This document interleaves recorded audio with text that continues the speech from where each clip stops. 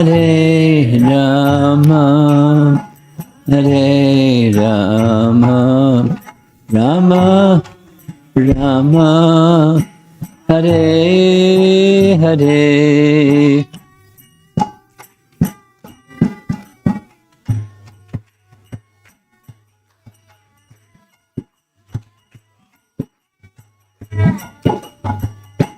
Jaya Prabhupada, Jaya Prabhupada, Prabhupada, Jaya Prabhupada.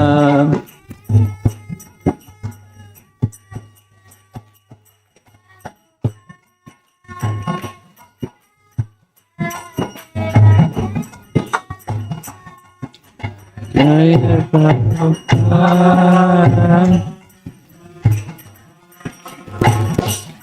Prabhupada, Jaya Jaya Prabhupada.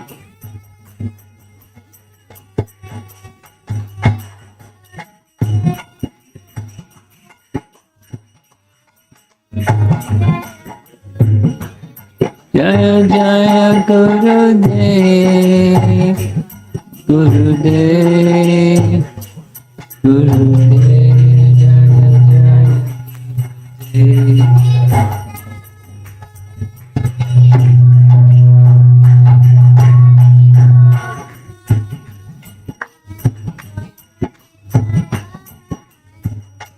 Nitai God Hari Bo, Hari Bo, Hari Bo, Nitai God, Go Premanandi, Hari Hari Hari Hari Bo.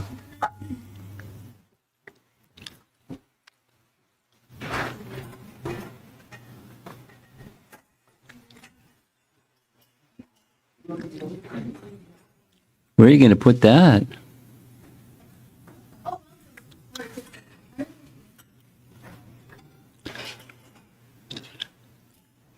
You're going to take up some valuable space. Put it over here. Okay.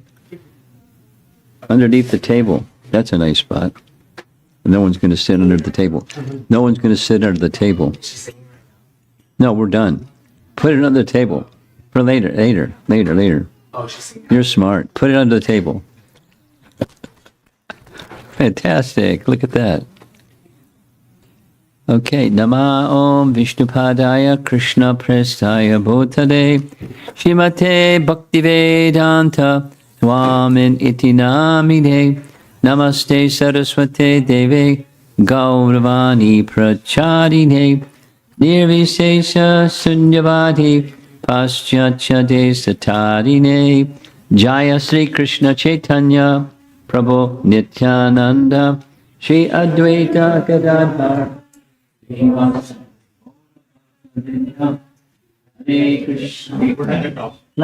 Krishna Krishna Krishna Hare Rama Rama Rama Hare Hare. This is our brilliant saxophone player waiting for the kirtan. I hope you can follow the melody. You're spontaneous, right? Not really? You look pretty spontaneous. You're very enthusiastic, that's for sure. By practice, you'll become a good accompaniment for the kirtan. So today, it's the day after Srila Prabhupada's Vyasa Puja. And so I thought it'd be nice, somebody suggested, discuss Srila Prabhupada. And one of the things that we plan to do, Krishna permitting, is have a discussion about the prayer that Srila Prabhupada wrote upon reaching the harbor in Boston. Very celebrated song, and it's going to be sung in Bengali. And I can't explain it in Bengali, but I can explain it in English. So you'll see when we get there the context. So there's a nice photograph. If you can read the small letters on the side of the boat, it says Jala Duta Bombay. Jala means water, and Duta means swan. So it's the water swan. Jala Duta. And this is the boat, a steamship cargo boat, that Srila Prabhupada took passage to come to America.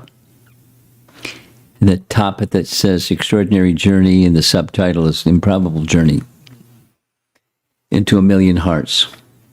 So how it, there's little many steps of the history of Srila Prabhupada. He, of course, met Bhaktisiddhanta when he was a young man, already married, but Bhaktisiddhanta marked Srila Prabhupada, the Ulta Ganga place, up on the rooftop. It has some nice photographs of. They made it look really nice lately. This is a painting indicating the yatra or parikram around Vrindavan that Bhaktisiddhanta would take his disciples on every year. This is by the side of Radhakund, actually, and there's Srila Prabhupada as a grihasta with one of his sons. And Prabhupada's name was Abhay Charanaravinda. That was his given name, Abhay Charanaravinda Day. So Bhaktisiddhanta said to his uninitiated disciple, I had a desire to print some books. If you ever get money, print books. Pretty direct. Standing by Radhakund and beholding his spiritual master, Abhay felt that the words deeply enter his own life. If you ever get money, print books. So you notice the date, November 1935, and similarly the next year, 1936, December. I am confident that you can explain in English our thoughts and arguments to the people who are not conversant with the languages of the other members, meaning outside of India. This will do much good to yourself as well as your audience. So the first meeting, go back in time, the first meeting was 1922. And in 1922, there was a conversation. Prabhupada was just in the audience with a number of other people, and Bhaktisiddhanta was expressing the importance, so many years prior to this, in following his spiritual master, or his father rather, Bhaktivinoda Thakur, to reach the message to the West, outside of India, take the message far and wide. It was a seed of an idea. And the same seed of an idea from Bhaktivinoda Thakur came to his son. And his son expressed the same at their first meeting, 1922. And Prabhupada heard his spiritual master. At that time, it wasn't his spiritual master, it was just a teacher. A friend of, you know the history, a friend of his wanted him to come meet Bhaktisiddhanta. Prabhupada was a little reluctant. I've met so many sadhus, no thanks. Because at that time, sadhu there were many imitation persons going by the title, but without having the qualification. Prabhupada said, I met so many sadhus, no thanks. And then his friend said, no, this person is very special, please come. You won't be sorry. And his life changed. So he met, he heard, and he objected. You know the history. The objection was a Gandhi message. The Gandhi message was, while the British are ruling in India, people outside of India aren't going to take a message from India seriously. First independence, then take messages. And Bhaktisiddhanta responded with a 20-minute, robust, enthusiastic reply. Transcendence doesn't depend upon time or circumstance. Any time is the right time. And wait for this anyway. A lengthy explanation, compelling Bhaktisiddhanta style, strong language. And Prabhupada became convinced this is a sadhu. And he marked with respect. That was 1922. And so he heard the same thing 1936 outside of India in other languages. Take this message. I have every hope that you can turn yourself into a very good English preacher if you serve the mission to inculcate the novel impression of Lord Chaitanya's teachings unto the people in general, as well as philosophers and religionists. Now, this is philosophers and religionists means from Bhagavad Gita, Yad Yad Acharati Shreshtas. These are the Shrestha folks, the people that are leaders in the thought process about God, about theology. And so he wanted, Bhaktisiddhanta wanted the people in general, but he also wanted the thoughtful individuals, the philosophers and religionists, to at least have the opportunity to hear. And this was exactly in keeping with his father, Bhaktivinoda Thakur's idea. Exactly. And so Bhaktisiddhanta is passing the baton or the mantle or the responsibility, his part, to our spiritual master, Bhaktivedanta Swami. So he took it up seriously. He's heard it now for the second time, and he took these two personalities you see in the painting. There's Bhaktisiddhanta and Bhaktivinoda Thakur, and Prabhupada, our Srila Prabhupada, very diligently made all efforts to carefully study the voluminous writings of Bhaktisiddhanta and Bhaktivinoda Thakur, and reflect deeply on what the message was, the message of Lord Chaitanya, and how to take that message of Lord Chaitanya and distribute it to the world. So the word that's used here is assiduously. It's a nice adverb. Study assiduously. You know what assiduously means? Vigorously, thoroughly, assiduously. It's the vocabulary word for you. So you learn something every day. Yeah, you've heard that one? Okay, now you know. Assiduously means thoroughly and vigorously. Assiduously. Got it. Okay. There's Mr. Enthusiasm. We've met already. Utsahan. Das. Okay. Assiduously. It's in your vocabulary now, right? Assiduously. Okay. So assiduously, Prabhupada studied the writings of Bhaktisiddhanta and Bhaktivinoda Thakur, and he was preparing the rest of his life, the latter part of his life, under the order of his spiritual master, to become familiar with the teachings so he could propagate the teachings. Now, from his father, as well as, from the personality of Godhead, Prabhupada already had bhakti. He had bhakti from the get-go. And his father nourished that bhakti like anything. And so bhakti plus the teachings of Bhaktisiddhanta and teachings of Bhaktivinoda Thakur. And he was preparing himself to do what he did later in his life. Now, as a young man, as we heard already, he's a grahasta. He had a business. And in the year of 1957, his business started to fail. There's slips and falls in any undertaking, business world also. So he was a very successful pharmacist, but it kind of fell apart. And he turned over what was remaining to his sons, and he quit his profession as a pharmacist. And he left his family life and went to Vrindavan at the age of 60. So he's not a young man. 60.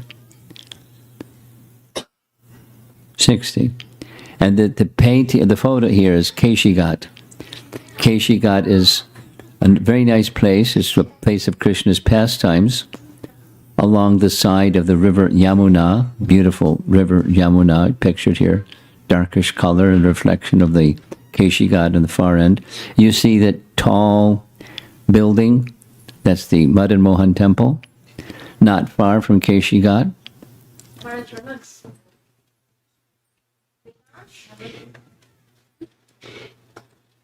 So you got to go in the balcony seat, guys. You get the high chair. And we'll look up to you, okay? Yay. Sit down. Sit down. Sit down.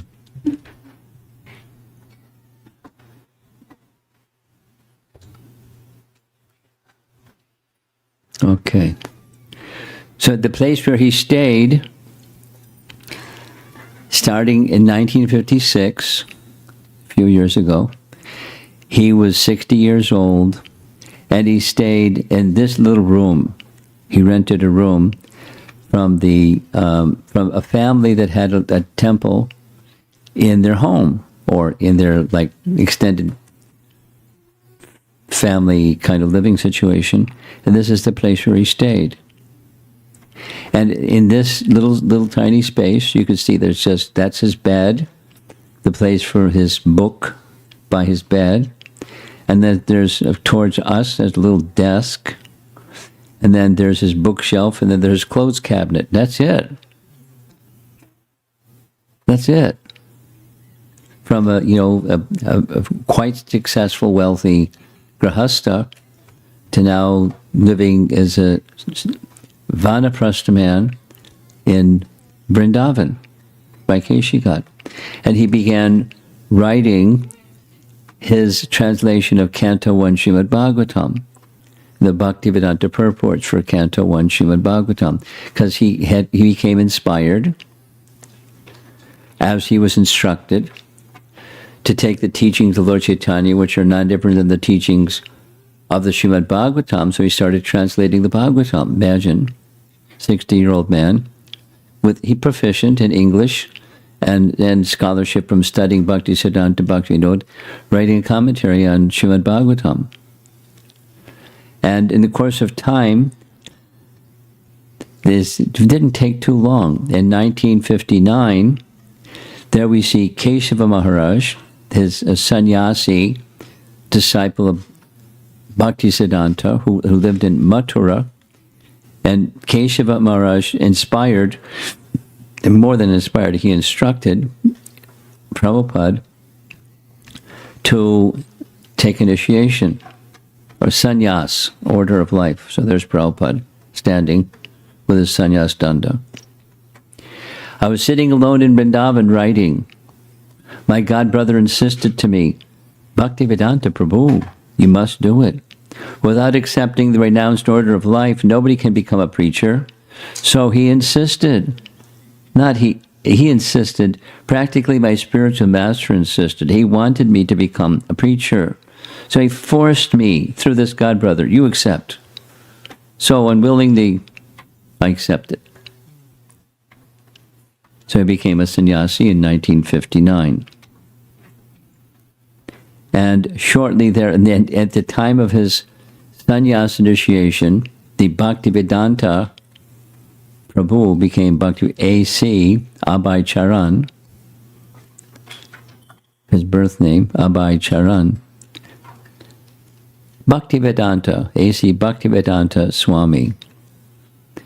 So after some time, by this arrangement, that arrangement, he took up his residence at two little rooms at the temple of Radha Damodar.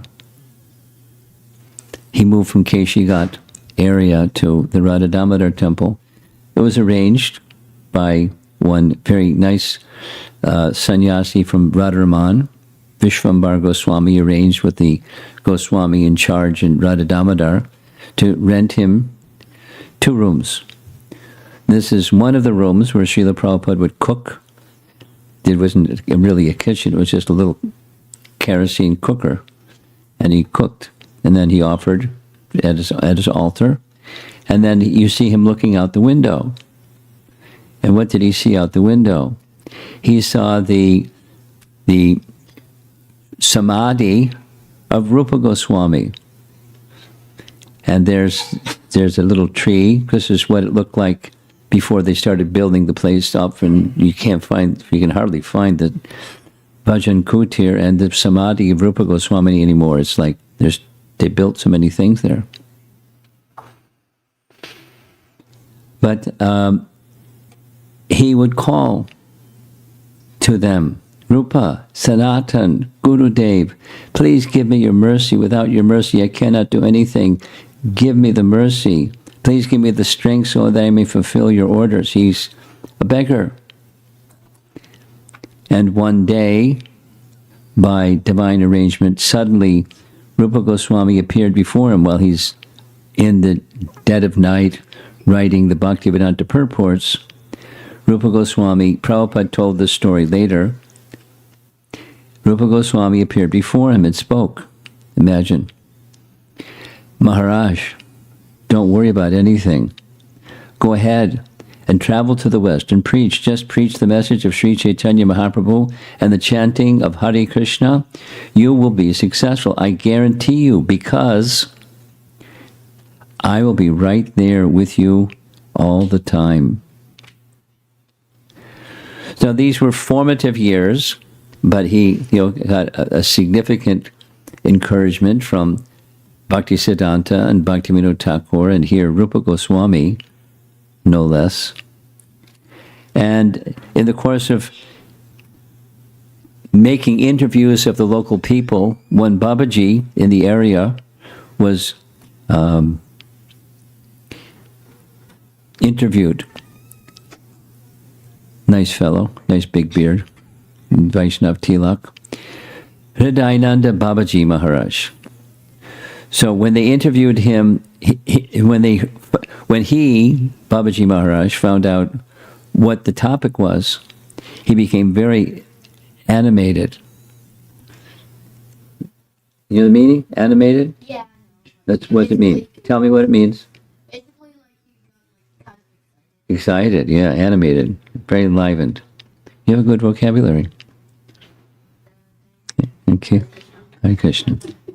We're working on it, helping you build your vocabulary. So at this time, when this man was interviewed, he was 78 years old. And as soon as he heard Prabhupada's name, for his whole life, he lived next to the Radha Damodar temple. So, live next to means just like you saw it, some little cubbyhole somewhere. Because he's a Babaji and he doesn't need a spacious anything. And he was asked if he knew Prabhupada. And his reply, this is right from his biography, the Lilamrita. Never have I seen anyone do sadhana like he did. I have lived my life in Braja and have never seen anyone like him. Prabhupada did many arduous things. Arduous? Difficult. Difficult, arduous, difficult, not easy, difficult, arduous. He did many arduous things. He worked very hard at the Radha Damodar temple. At that time, it was very austere, undeveloped, muddy, dirty, with no facilities. Many years later, when I heard that it was he who actually had been chosen by Chaitanya Mahaprabhu to spread the Hare Krishna Mahamantra around the world, I was not at all surprised. So even as a young man in his formative years, Prabhupada was making impressions on the locals, what to speak of people that he would contact later. And one of those people that he would contact later is pictured here, Gopal Agarwal. Gopal Agarwal and later his large, robust son, Brij, Gopal Agarwal, Prabhupada met Gopal Agarwal in Mathura, because Prabhupada was at visiting homes in Mathura, and there he met a man that his home, Agarwal, was from Agra. And the man confided that his son, Gopal, had migrated to America to study engineering. And he liked America. And he married an American lady, so he didn't have a problem with his visa. He got citizen, green card, quickly. Sally Agarwal was his wife. So Prabhupada, his antenna went up and said, could you ask your son, Gopal, could he send me an invitation letter so I can get a tourist visa and go visit America on a tourist visa? Generally, tourist visas are 30-day visas, generally. So the gentleman agreed, and Prabhupada had forgotten. And then sometime later, 3 to 4 months later, a letter came where Gopal Agarwal was sponsoring his getting a tourist visa. So lickety split, Prabhupada went to, because he had to get a passport to get a visa. He didn't have a passport. So he got a passport, and then he got the visa and the passport. And then, so just things started lining up so that Prabhupada could fulfill the instruction of Bhaktisiddhanta. So what happened next? Prabhupada had to get, when he had no money, he had to get all the way from India to America to preach Krishna consciousness in a country where he had no money and had no place other than Gopal and Sally Agarwal and their place in, someplace in Pennsylvania. So he had this nice discussion with Sumati Maraji. He one of the times he went to Mumbai, he met with Sumati Maraji. She owned a cargo ship, a steamship company. And Prabhupada asked her, and she's listening intently, I want to go to America. Do you have some passenger places in your cargo ship? Can you provide one for me? And she was taken aback. Swamiji, you're so old. Do you know how cold it is in America? You won't survive. You'll die. And she argued it back and forth, and Prabhupada didn't budge, and so she agreed. He got free passage in a little cabin in this big cargo ship.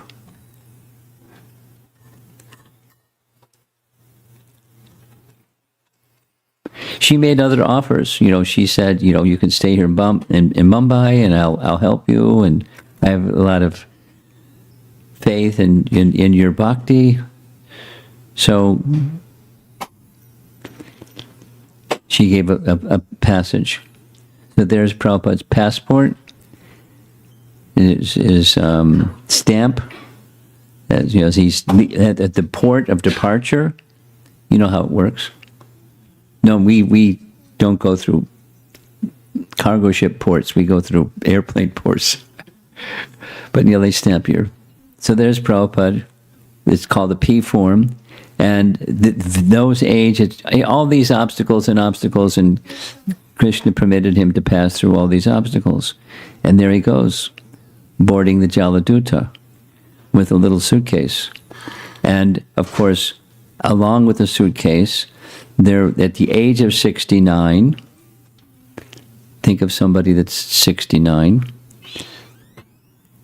he got on the boat along with his, it's a cargo because the cargo ship. So with the cargo, these Srimad Bhagavatam volumes 1, 2, and 3, the first canto. If you sit right there, then people can't get through. Come forward a little bit if you wouldn't mind. Thank you.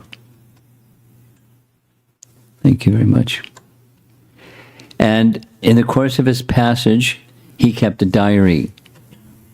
Later, the diary was turned over to some devotees, and it became known as the Jaladutta Diary.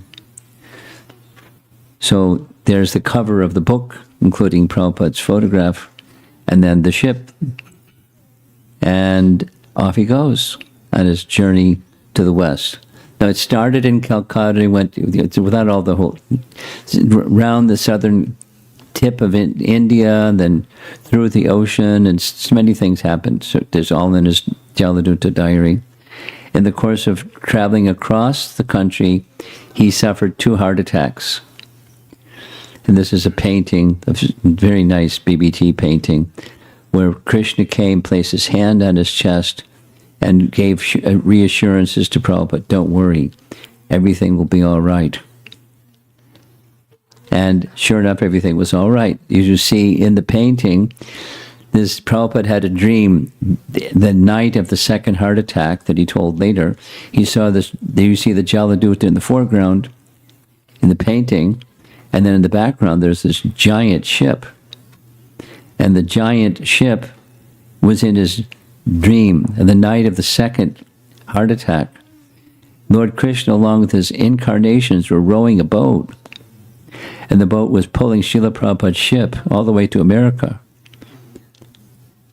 It's a nice big boat with different incarnations of the Lord, and we were protecting Prabhupada's passage. So this is an excerpt from his Jaladutta Diary. Today the ship is plying very smoothly. I felt better today. But I'm feeling separation from Sri Vrindavan and my lords, Sri Govinda, Gopinath, Radha Damodar. The only solace is Sri Chaitanya Charitamrita, in which I am tasting the nectarine of Lord Chaitanya's Leela. I have left Bharata Bhumi just to execute the order of Sri Bhakti Siddhanta Saraswati. In pursuance of Lord Chaitanya's order, I have no qualification, but I've taken up the risk just to carry out the order of His divine grace.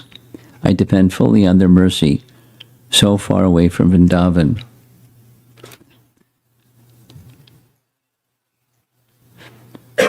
He's an elderly gentleman, 69, on a boat, going to a country that he just, by the skin of his teeth, he got a visa and a passport and a P form and all this, procedure. And this was at a time in the world where it was post-World War II, and they're just beginning to issue visas to go from one country to another country, because prior there was no visas. No visas. There wasn't even a question. There was no visas.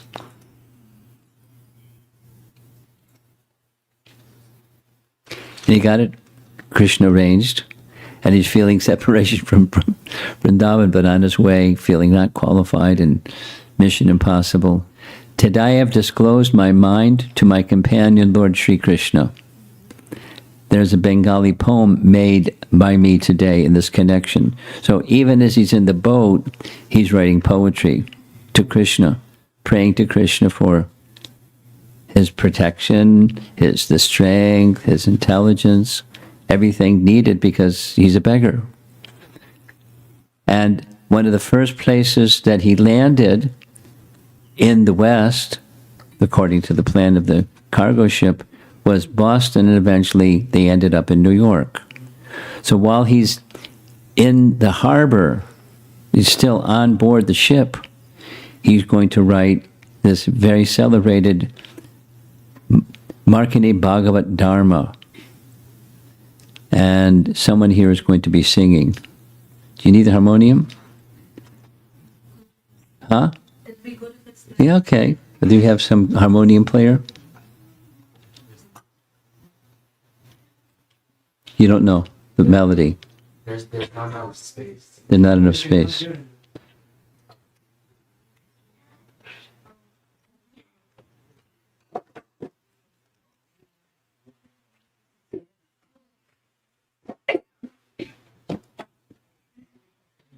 Look at that. Magic space just showed up.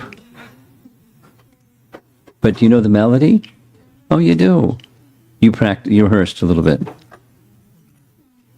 Somewhat. Okay. So here's the words. There's some sheets, and if you want, you can look it up on your magic cell phone. In Vedabase, you follow the title of the song. Here's the title of the song, Markine Bhagavat Dharma. Markine Bhagavat Dharma.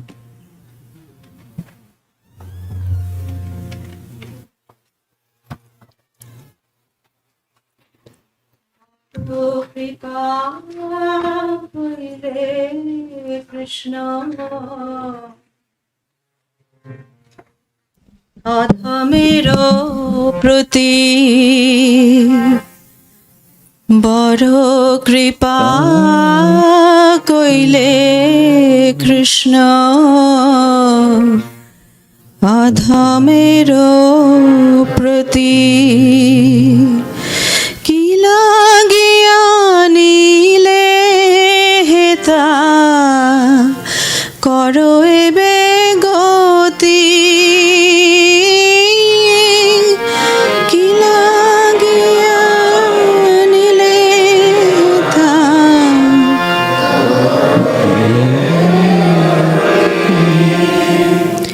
আছে কিছু কার্য তব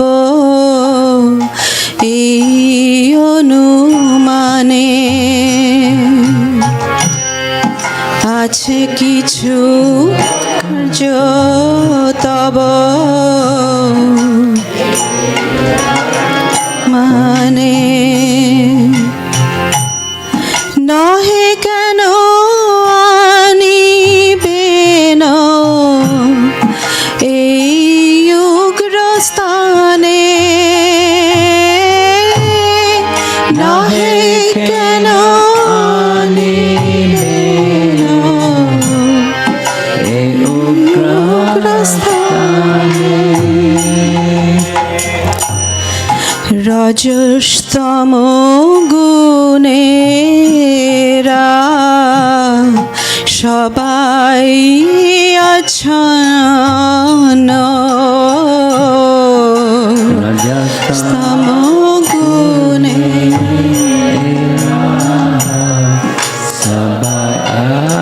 আচ্ছন্ন বাসুদেব রুচি নহে সে প্রসন্ন বাসুদেব কথা রুচি নহে সে প্রসন্ন তবে যদি তব কৃপা হয় হয়তো কি যদি তব কৃপা হয়তো কি সকলই সম্ভব তুমি সে কত কি সকলে সম্ভব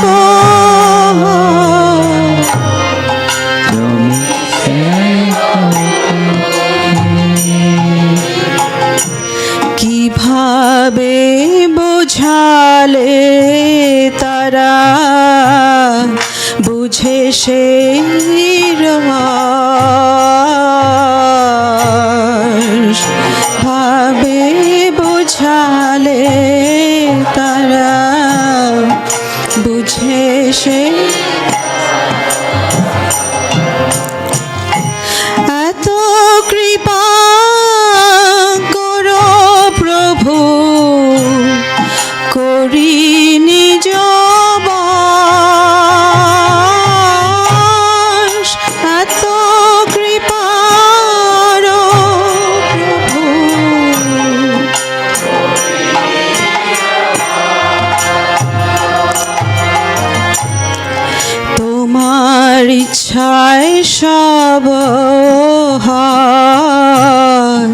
মায়া বশ Jaya Sama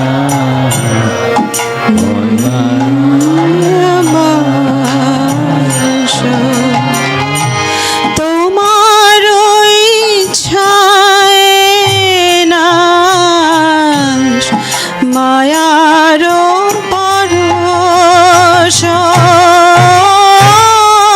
তোমার Jaya মায়ার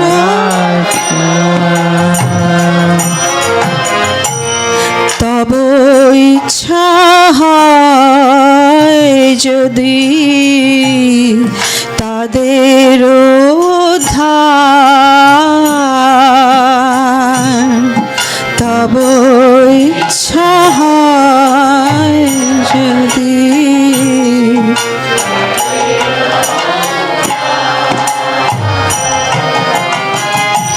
বুঝিবে নিশ্চয় তবে কথা সে আমার বুঝিবে নিশ্চয় তবে কথা সে তোমার ভাগবতের কথা সে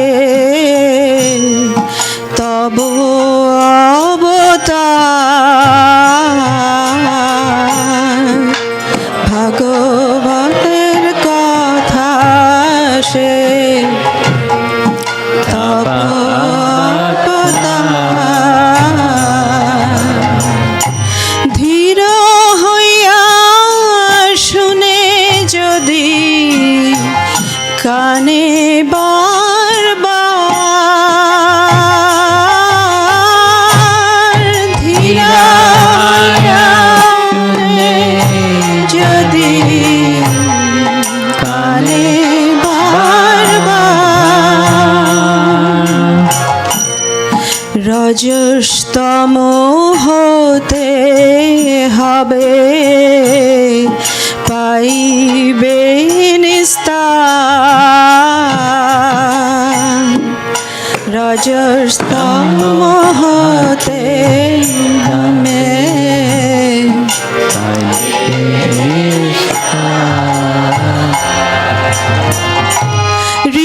হৃদয়ের ভদ্র সাথে ঘুচিবে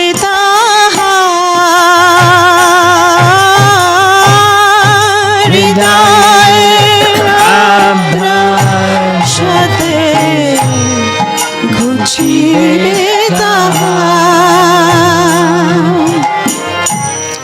কি করে বুঝাবো কথা বড় সেই চাহি কি করে বুঝাবো কথা বড় সেই চাহি ক্ষুদ্র আমি দিনহীনা কোনো শক্তি নাহি ক্ষুদ্র আমি দিনহীনা কোনো শক্তি নাহি অথচ এনেছ প্রভু কথা বলিবারে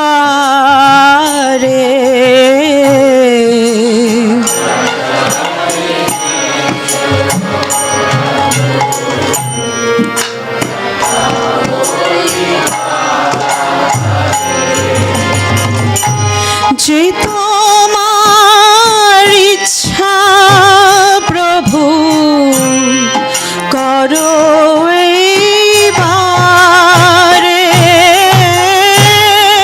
যে তোমার ইচ্ছা প্রভু করো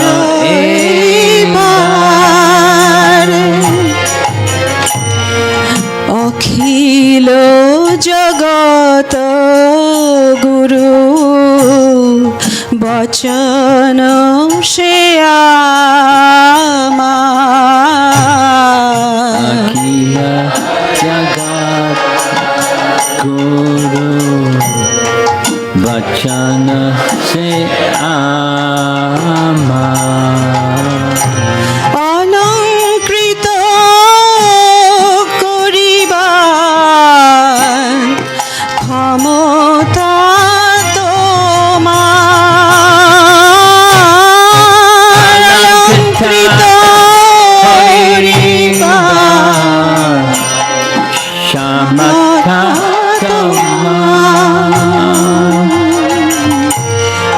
তব কৃপা হইলে মোর কথা শুদ্ধ হবে तब कृपा हले मोर कथा शुद्धा हबे শুনিয়া সবার শোক, দুঃখ যে ঘুচিবে শুনিয়া সবার দুঃখ যে ঘুচিবে আনিয়াছ যদি প্রভু আমারে না চাতে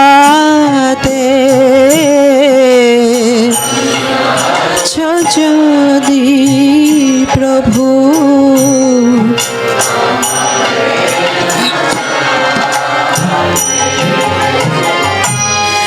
না চাও না চাও প্রভু না চাও সে মতে না চাও না চাও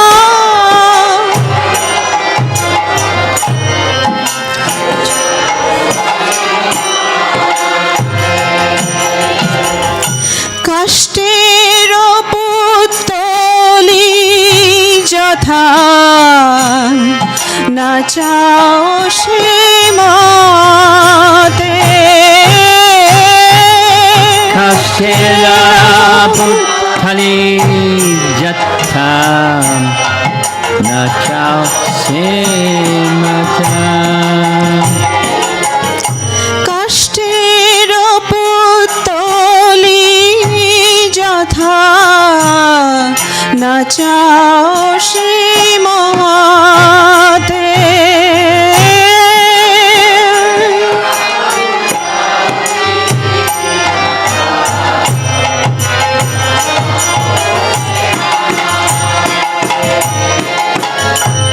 ভক্তি নাই বেদনায় নামে খুব দর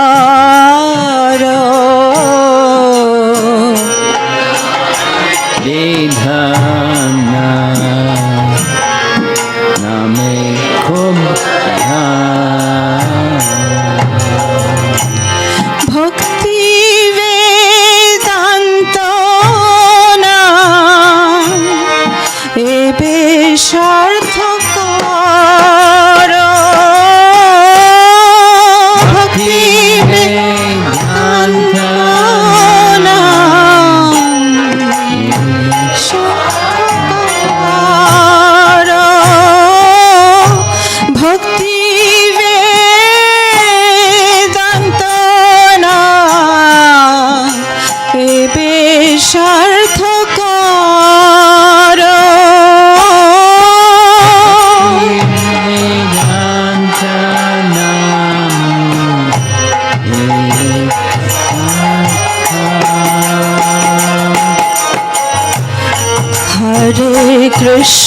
हरे कृष्ण कृष्ण कृष्ण हरे हरे हरे राम राम राम हरे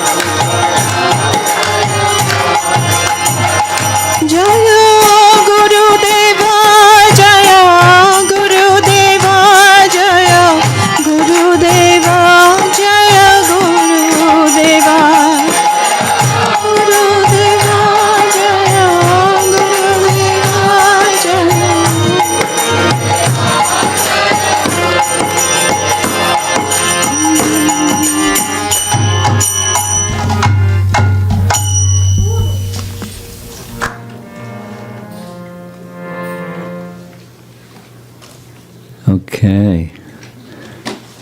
In case you didn't understand Bengali, we're going to give the English translation. And as you see, it's quite long. And words carefully chosen by our founder Acharya. There he is, this picture. He's on the boat looking over at the Boston Harbor with great obstacles overcome step by step by step by step to get to this place, wondering, why am I here? Or, my dear Lord Krishna, you are so kind upon this useless soul, but I do not know why you have brought me here. Now you can do with me whatever you like. But I guess you have some business here, otherwise, why would you bring me to this terrible place?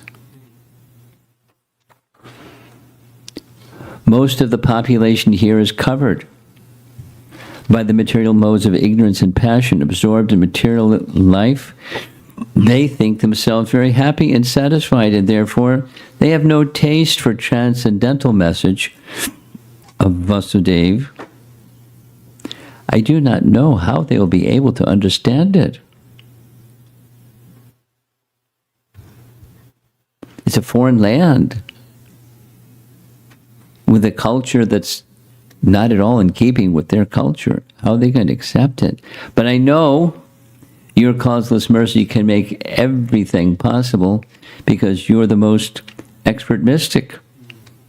Just like the painting, they somehow, this transcendental boat pulled the Prabhupada's boats to get him to this place. How will they understand the mellows of devotional service?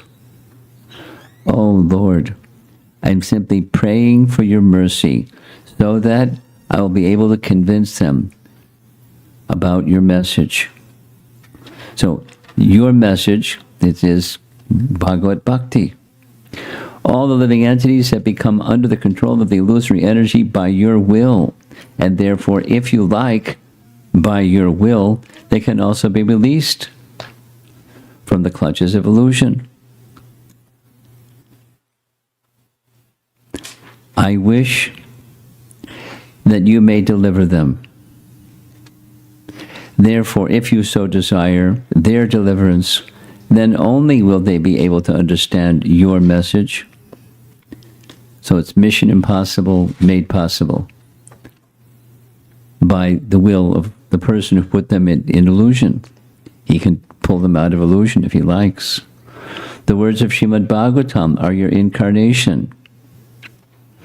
And if a sober person repeatedly receives it with submissive oral reception, then he'll be able to understand your message.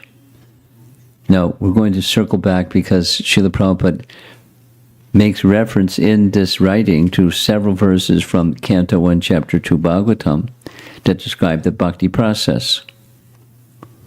So we'll go back and do that part. He, the person who hears regularly and repeatedly and submissively, will become liberated from the influence of the modes of ignorance and passion, and thus all inauspicious things accumulated in the core of the heart will disappear. Gradually, of course. How will I make them understand this message of Krishna consciousness?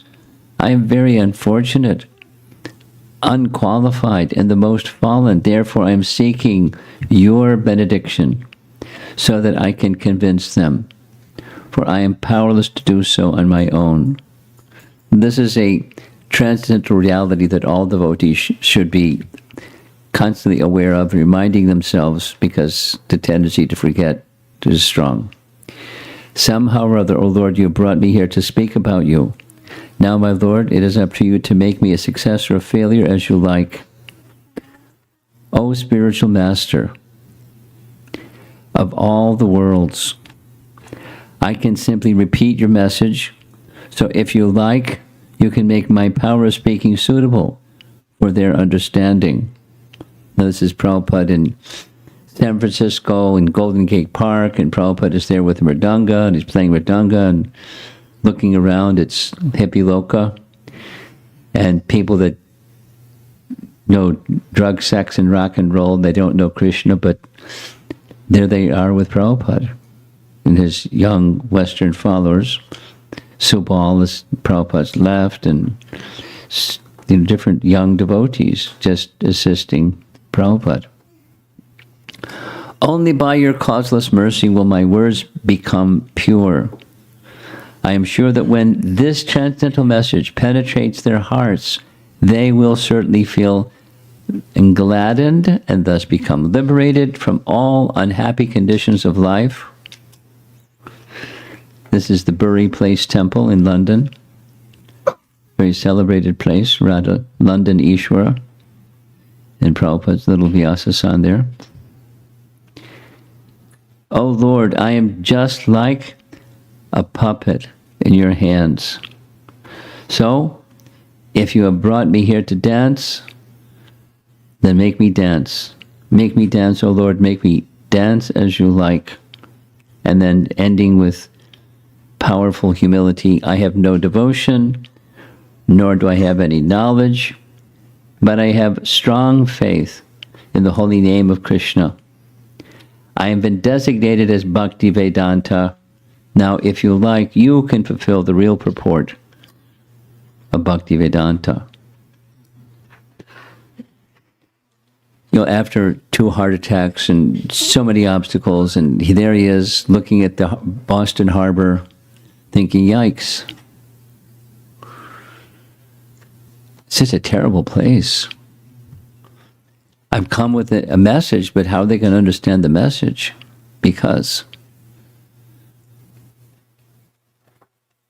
So he's praying to Krishna with great sincerity. This is his way of acting in Krishna consciousness, with not a clue when he stepped it, because the saying goes, when he reached New York, from Boston they went to New York, when the cargo ship pulled in the harbor, and then at a dock, he got off the boat on the dock, and didn't know whether to turn left or right. He had no money in his pocket. Who's going to do that? He had 14 rupees, which you can't exchange in America at that period of time anyways. 0, zip. He had a dress in Butler, Pennsylvania. He didn't know how to get from the boat dock to the bus station, Port Authority bus station. They didn't have any money to get on the bus. I don't know how that one happened. They let him on, I don't know. He got off in Butler, Pennsylvania. And they didn't know he was coming. They didn't have a cell phone or ring him up saying, hey, I'm on my way. Come meet me at the bus station. Nothing. Those that were in Prabhupada's association for any stage of life, several of those devotees would say that Prabhupada had complete faith and he was fearless. No, unknown territory can be intimidating. But he was fearless. Not foolish, fearless. Feeling protected by Krishna at every step. Krishna promised, Rupa Goswami promised, but his spiritual master promised, and he's feeling their support and he's fearless. At the same time, completely humble. It's like, and just a couple comments. The time that he came was perfect. A time of unrest in the youth, because the youth didn't like at all the ways of the materialistic generation before them. But, youth are rebellious anyways, that's fine. But because they were materialistic, they had gone completely the opposite direction. Abandoning any standards, abandoning, decency, abandoning anything, money, and so, it was a rebellious time. And that's the audience that Prabhupada was addressing, the rebels. What's he going to do? There he is in America. So we got to find an audience. He didn't go to the non-resident Indians. He could have. He didn't. He went to the youth of America and delivered his message to the youth of America. And they were eager to receive it. It took a while. There's some resistance. That's to be expected. But, the Bhaktivedanta purport was manifest by his purity and faith and courage and confidence in the message. So now I'm going to do two more things. One more thing of the two more things is these verses from Srimad Bhagavatam, Canto 1, Chapter 2. Many of you know the verses. You can look them up if you don't know the verses, but we can recite them together. Many of you know them by heart anyways. Starting with 1, 2, 17. Get your magic cell phone out. Go to vedabase.com. 1, 2, 17.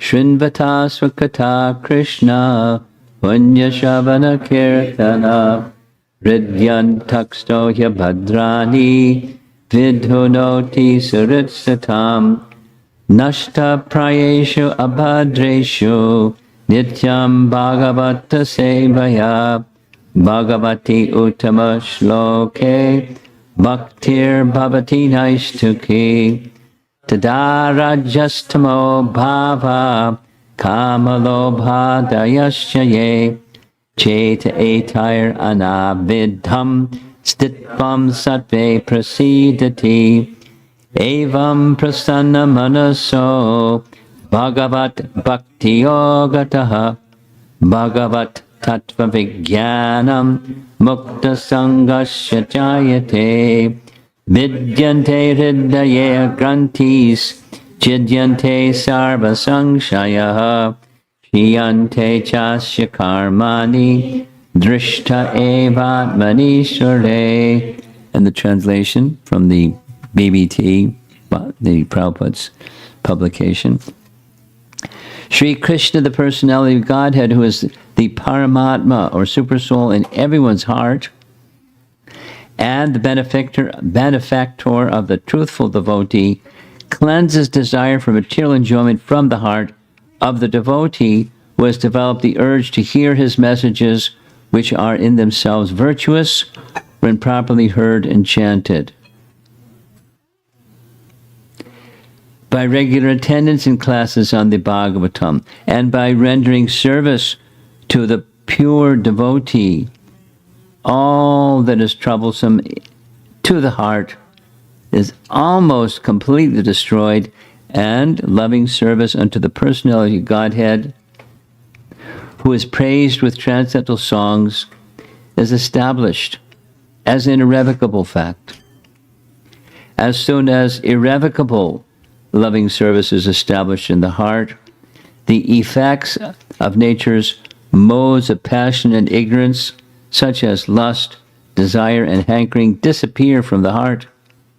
Then the devotee is established in goodness, and he becomes completely happy. Thus established in the mode of unalloyed goodness, the man whose mind has been enlivened by contact with devotional service to the Lord gains positive scientific knowledge of the personality of Godhead in the stage of liberation from all material association. Thus, the knot in the heart is pierced, and all the misgivings are cut to pieces. The chain of fruitive actions is terminated when one sees the self as the master. Now, these are words that Prabhupada translated when he was still in India, and he's carrying the words and the mood and the message of the words with him when he comes to the West. And there he is in the West with the mood and the message. Fresh, still in the boat, carrying the message to the people. It's in his heart, and it's in his words, and it's in his actions, and in everything that he did. Pure devotion is an unstoppable force. Rare to achieve, but Prabhupada had achieved it. And he wanted people to become happy and not suffer from the unnecessary sufferings of material existence. He very clearly understood the sufferings, having been as a householder and lived through that stage of life when people were mad after sense gratification and wealth, and which Krishna took from him and left him bereft, except for the bhakti that he had received from his father, and then in turn from Bhakti Siddhanta. Shh, boys, shh. It's distracting, please. Thank you.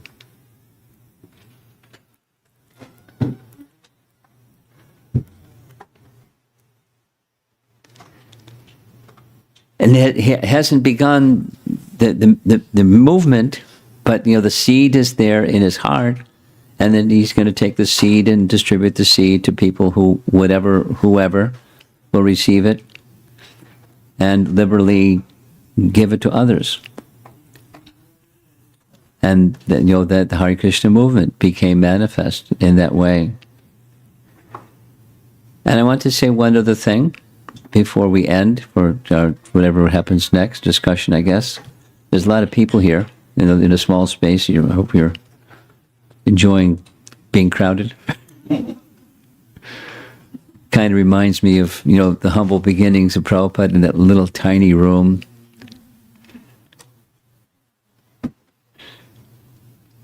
And he lived that way. He didn't just come for a gathering and it dispersed. He just lived very, very humbly and very simply, and cultivating the gift that he was given in the order that he was given. So he did that very in fixed consciousness, very fixed consciousness. So here we are. We're the recipients of all of that. And I've been hearing some whispers here and there, and then it gets quiet, and then I hear the whispers again here and there, and then becoming a little louder. So I've been asked to speak about the whispers, And the whispers, I mean, one way to say it is, I just this afternoon I heard Prabhupada booming voice in Vrindavan. This is, the movement is well developed, and there he is in Vrindavan, and there's this amplification system that's really powerful, and his voice was double powerful on top of you could hear the birds chirping, it's Vrindavan sounds in the background, the sparrows and sometimes peacocks, and there's like this sound effects are there. And Prabhupada is very powerful. He was indicating, even here in Vrindavan today, there's this and there's that and there's the other thing. There are people that are so-called sadhus that they do this and they do that. They speak this and they speak that, and they're misleading people. And there's a lot of people that are ready to hear that misleading. And then he had like, no. But if you say no, you say yes to something. And then he went into a whole thing of, therefore, society needs brahmanas and qualified persons to lead society, even here in Vrindavan, what to speak of the rest of the world. And, he yad yad ashrati shrestha, his indication, the refrain was that verse from Bhagavad Gita. He was appealing to his audience, and that's what I'm doing right now also, appealing to the audience to become Shrestha. Shrestha, the best of the mankind. And Shrestha means with proper character, conduct, speech, exemplary persons. This young boy, we have to teach him that, you teach him this vocabulary word. Shrestha. Qualified person, a person of ideal character. So we're supposed to become, to take the place where we are, the Kali Yuga place, we're here, we could be somewhere else, we could have the same mission somewhere else, be exemplary persons without the compromise. The compromise is what? Then you fill in the blank, and there's many options. But, one of those options that seems to be a stumbling block, maybe it's not unique to this place, but is it stumbling block, where persons feel some entitlement to, I'm a devotee and I'm doing what I understand what devotion is, and that's it. And then there's a person over there that says, I'm doing devotion and I know what devotion is, and that's it. And then there's some disagreement and some quarrel or conflict, or the other forms that resting upon false ego. It's not Shrestha person resting upon false ego. If I'm at the center, guaranteed I'm going to be in conflict with another person that think that I'm at the center.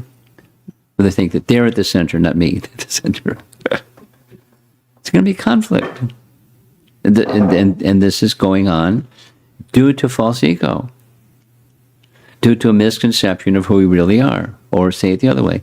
If we have the proper conception of who we are, it's as Srila Prabhupada is saying at the beginning and the middle and the end of this prayer, humility. I have no devotion, nor do I have any knowledge, but I have strong faith in the holy name. That's what's on my screen, plus also on your screen also. So without misconception, without pride, supposing there's pride, there's conflict. Supposing there's no pride, what's that? That's the spiritual world.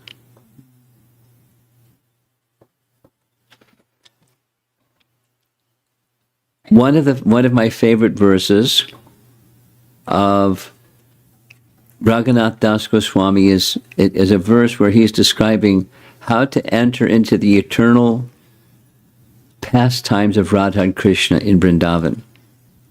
He's inviting us. He's encouraging us. He's giving a push, as well as a pointing in the direction.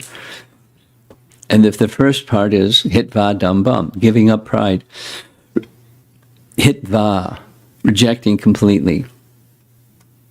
Hitva dam bum. Dam bum is a nice word. Pride. Dam bum. Pride. Giving up pride. If you give up pride, what's left? Humility. No pride. Pridelessness.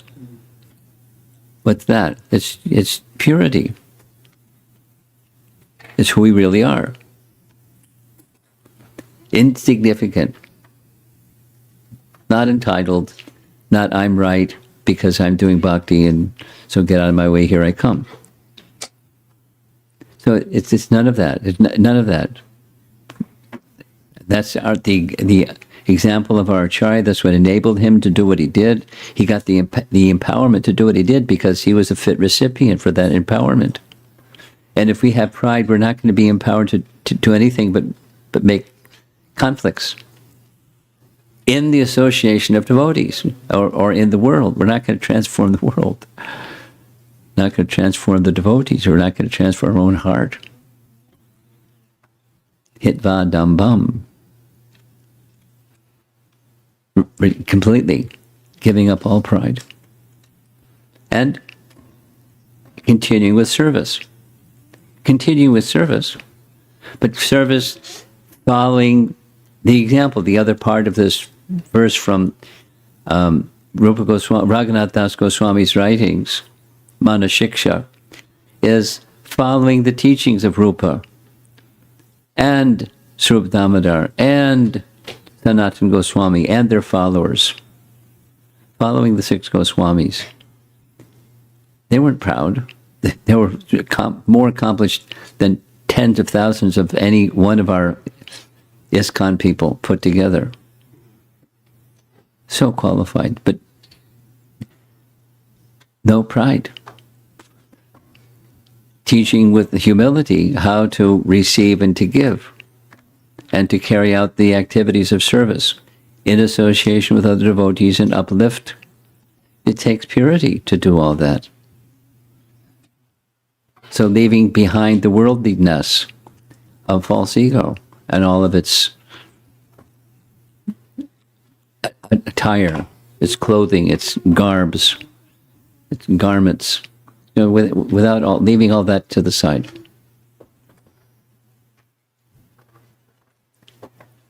So that's what's needed to become to come out of the material conditioning that we've known so well into the house of bhakti, where it's to become pure, is to act and to receive and to give to others, that place of purity.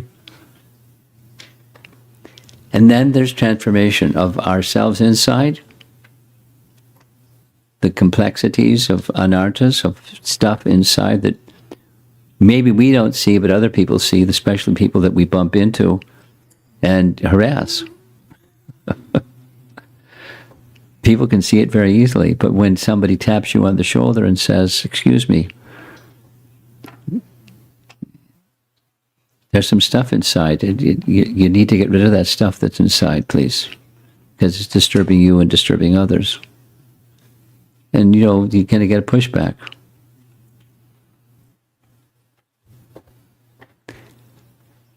For those that are not eager for purity. So it's a little, I'm on the soapbox and saying stuff because it needs to be said. And Prabhupada wants it. He one of the themes that he wanted, Sarve Sukhino Bhavantu. I like that phrase. Everyone should be happy. Sukha. And then there's too much dukkha. So everyone should be happy. So you have to let go of the cause of the unhappy. And don't look, to the person next to you or behind you or the other side of you. It's look within and make that part completely pure. That's our first project. And then we can be fit instruments instead of instruments for more turmoil, instruments for purity, based upon purity. I mean, the whole pastime of Krishna's appearance, from the mind of Vasudeva to the mind of Devaki to the womb of Devaki, from the mind of Nanda to the mind of Yashoda, to the womb of Yashoda. It starts with purity. When the mind is pure, when the heart is pure, then we can transmit the pure. Without it, we're making a mess, or less than what it could be. Put it that way, less than what it could be, should be. So it's a worthy thing to emphasize, so that the Hare Krishna movement can continue to expand as our founder Acharya would want it to, and he will smile, Krishna will smile, we'll become happy, the others that interact with us will become happy instead of disturbed. Then we're successful.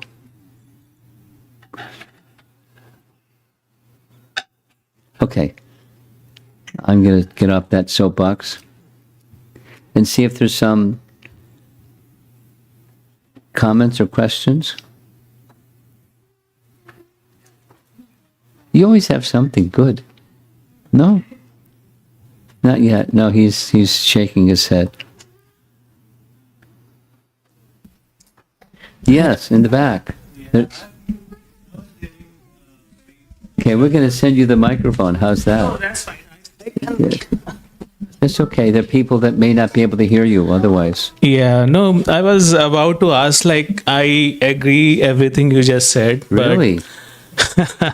But it is very difficult to implement what you just said for a normal person, right? Right. So how do we achieve that or get close to anything like that?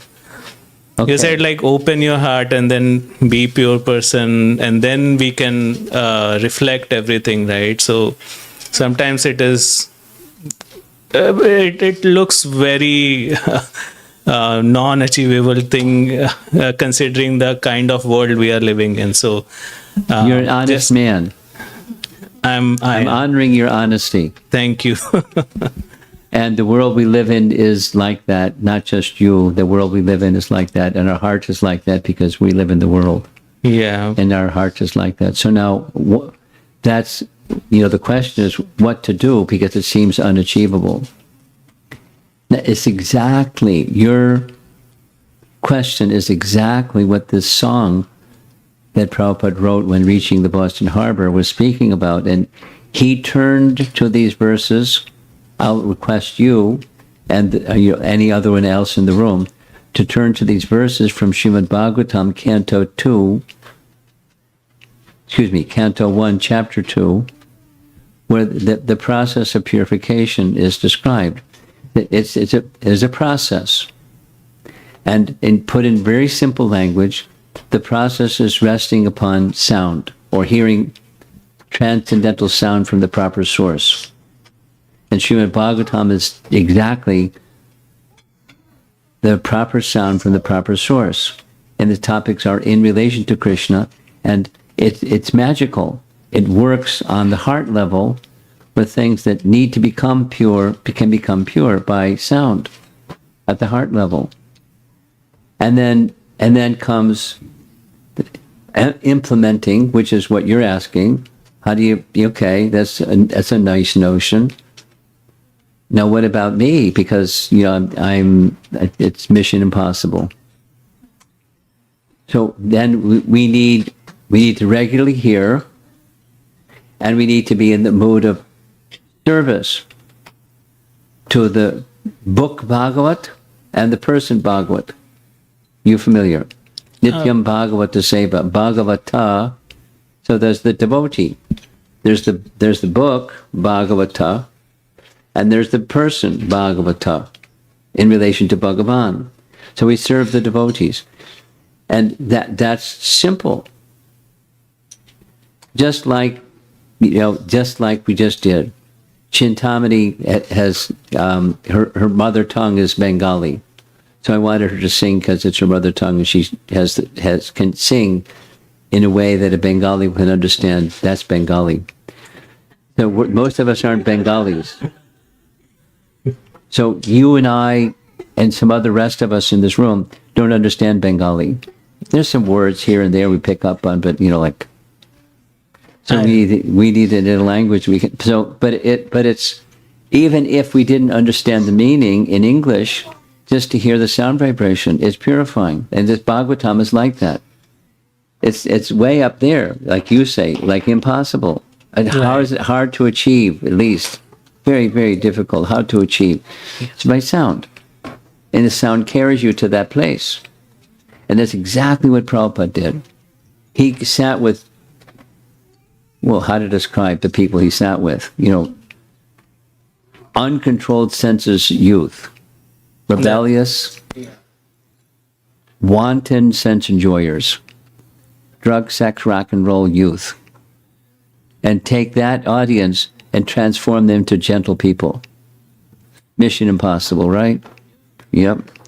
And sure enough, because some persons remained uncivilized, but some persons also became purified because they heard regularly and faithfully and served that source.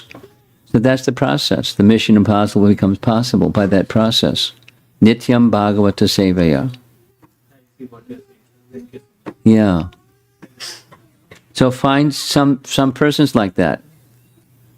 I'm in search of that. Yeah, so Bhagavatas, persons that are immersed in the Bhagavatam, and they live it, and they speak it, and, they're immersed in it.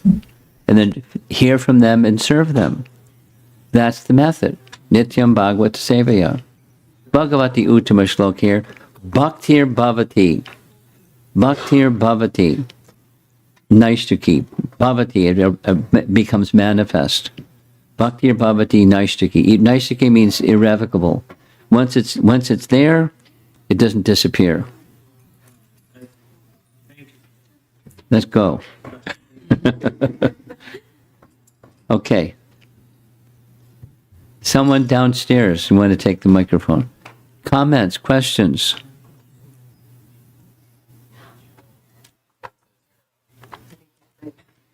You have to hit that little magic button.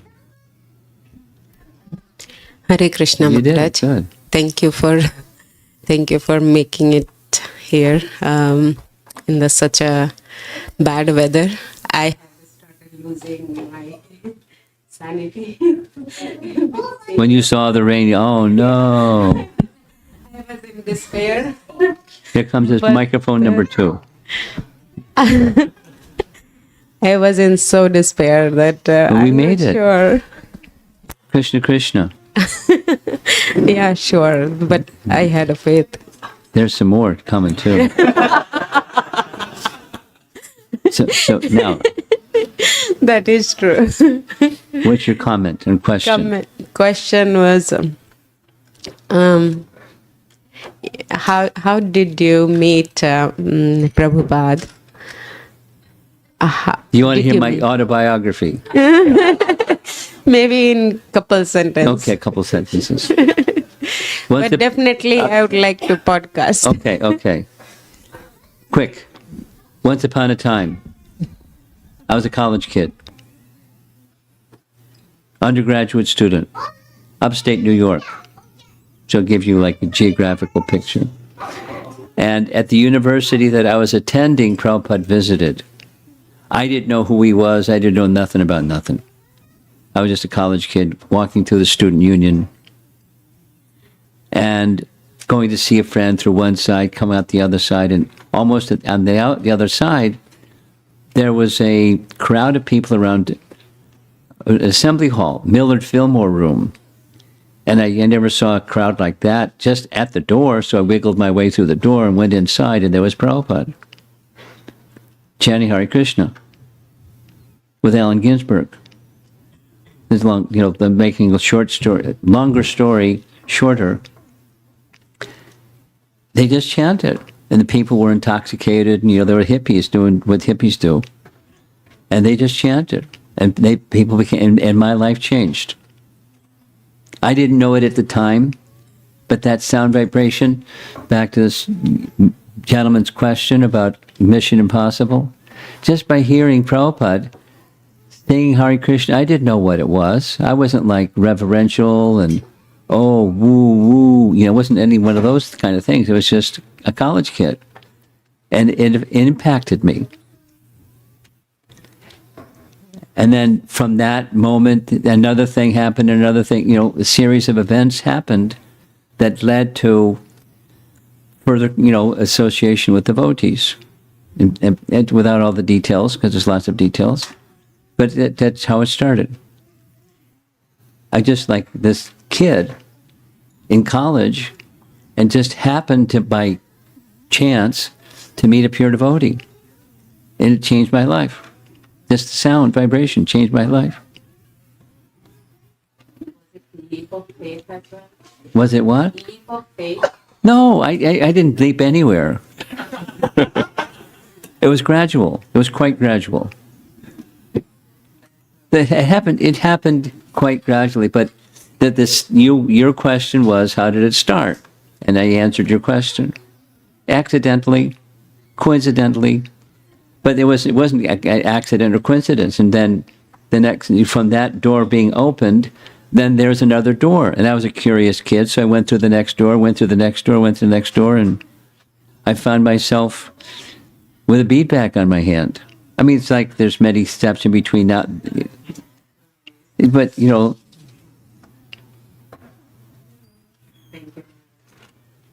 so all it takes is the seed. And the seed giver gives the seed. And then you continue hearing the sound. And then you continue it, that was a few years ago. Like 55 years ago. And I'm still doing the same things. So what does that mean? There's something in that process. There's some purifying. So stay with the process. You, not just her or him or something. Stay with it. Anyone else?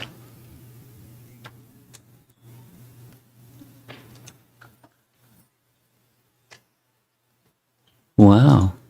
Okay, you're letting me off easy. Maharaj, on the topic of pride, I'm thinking that this either or thinking that we have, where I can either hold my interest or yours, but not both, or I'm right and you're wrong. Yeah, that's the program. This manifests at very micro If levels. I'm right, then you can't be right, right? Yes. Yes. It seems like this manifests at very micro levels, within ourselves, within the family unit. And then it also, the same tendency gets carried over to the macro level, to the Yeah. level of the community. Yeah. And until we're able to address it in these daily interactions, this either or, holding it as a conflict between us, until we're able to do that on the basis of our purity and purification coming from the Srimad Bhagavatam and the process of bhakti, I'm not sure that we can actually transform it at the macro level. Then we go into the community and we take the same tendency. Well, wait a minute. You're not sure that we can't transform it. What did Prabhupada do? It's doable. But you're saying the same thing he's saying. At least that's what I'm hearing. Is it doable on the micro level and the macro level? It's doable. I mean, I have faith in the process. I'm not saying you don't, but I have faith in the process. And there may be multiple things that we need to do in addition to just hearing. That's fine. But what's the horse that pulls the cart? Those other things that we need to do is the hearing. That's the horse that pulls the cart. And you pay attention to other things and don't pay proper attention to hearing, the cart's not going to move. Because you have to have the horse to pull the cart.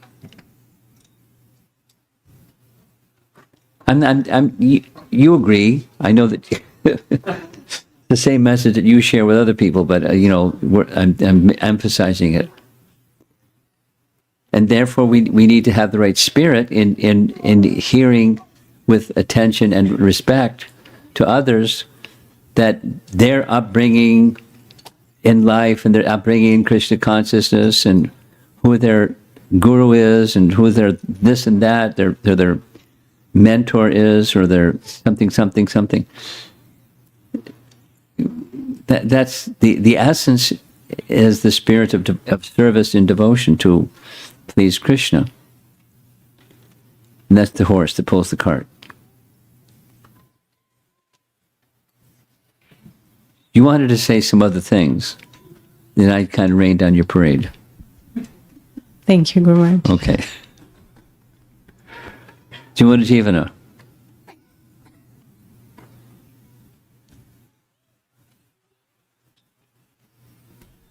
Maharaj, I just want to share a comment and see if you have something in response.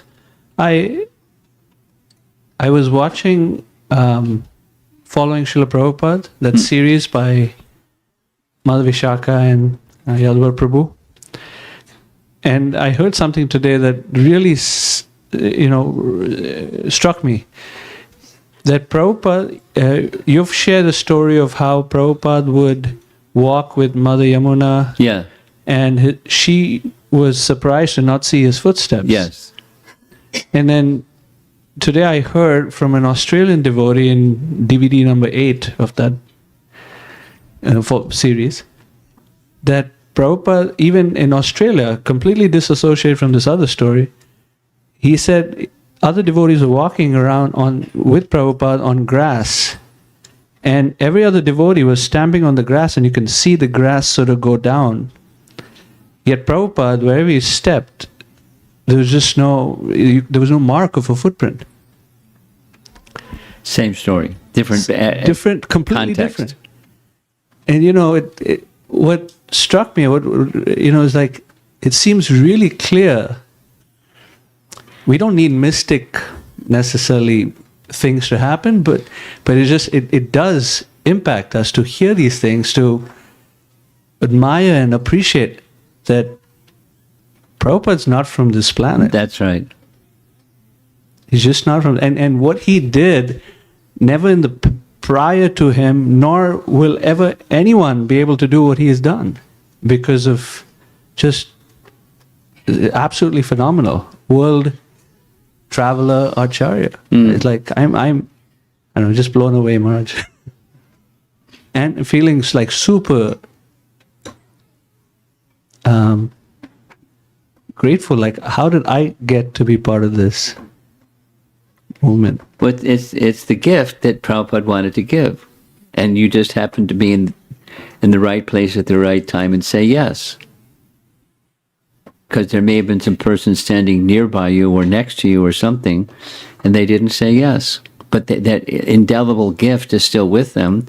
They just didn't say yes. They may not have said no, but they didn't say yes. So it's saying yes is part of receiving the gift. And then not just take the Mahaprasad and it goes in your mouth and with no gratitude. So with the recognition of the gift that's been given is important. And a comment on your comment is these biographies, the anecdotal following Srila Prabhupada interviews is enlivening. And then there are persons that had extended, prolonged association with Prabhupada. And those devotees are very, very special, and their biographies are very, very special.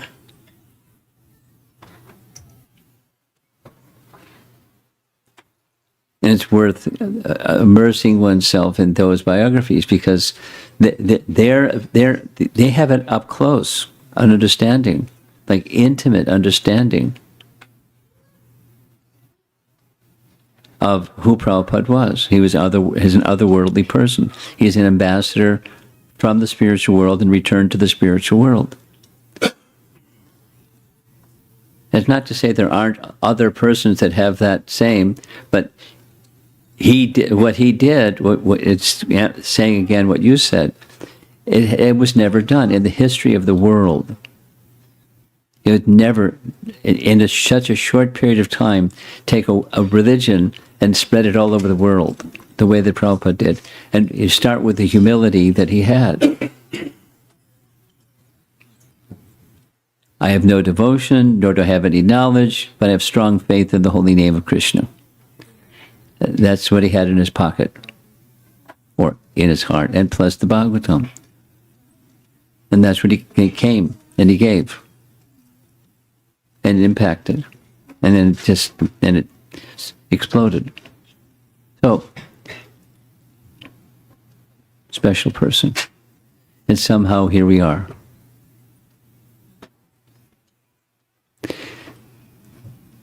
Anything else? Yes, you have one more. We get one more. And then we're going to end. On the matter of pride again, it's a very slippery slope, Yeah. and it comes like this, and you don't know how much how can you keep pondering over that. So how to escape that thought process? Just to it escape slips it? in. No, the my how-to. mind. We're here with the how-to question. Have you attended my classes before? Some. You know what my answer is, right? Sadhu Sangha. Satsanga. And then you expand that. And then you put it back together again, and it's Sadhu Sangha. And everything that what Sadhu Sangha is that's how to. And you do it again and again over an extended period of time, as we discussed before. Stay with it. And that it means service. Hearing from in a submissive mood and rendering service. So supposing at some point in time you'll become a speaker, not just a receiver. And the mode of being the speaker instead of receiver is you're just an instrument of the one from whom you've heard. It's a mode of service, even while you're the speaker. Sometimes I get confused within the closed ones. Within you the which get one? more closed Closed? family, maybe even son, daughter. Even with them, you start like shout and anger. So somewhere pride comes. Looks like I'm right, or it looks like things like. it is. You got something? Our enthusiastic young man. Did you know? You don't need a microphone. You've got a good voice. Go ahead. Did you know that there's a flood warning today? There's a flood warning. You want us to go home? Okay. I'm just saying that so you guys can stay longer. Just in case we can spend the night, huh?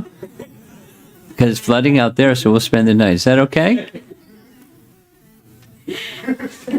Better check with Mom and see what she says.